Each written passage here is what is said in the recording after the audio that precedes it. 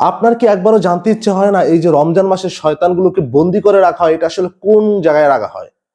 আমি আপনাকে বলছি। আপনি যদি না জেনে থাকেন আপনাকে বলছি বাংলাদেশে এই শয়তানগুলোকে বন্দি করে রাখা হয়। কারণ কি বলেন তো?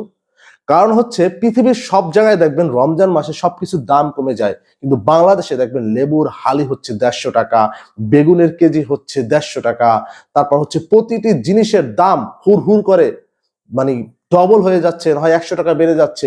যে শশা কিনতো মানুষ ৳৪০, সেই শশা এখন ৳১০০। মানে এই শয়তানগুলো যদি বাংলাদেশে বন্দী করে না রাখা হয়, তবে এই সন্তানিগুলো আসলে করে কে বাংলাদেশে? পৃথিবীর সব দেশের দাম কমে বাংলাদেশে দাম বাড়ে। মূলত হচ্ছে সব দেশের শয়তানগুলোকে এক নাই পৃথিবীর বাংলাদেশে হলো বন্দী করা হয়। বাংলাদেশে হচ্ছে শয়তানের কারাগার। আর ওরা করে কি?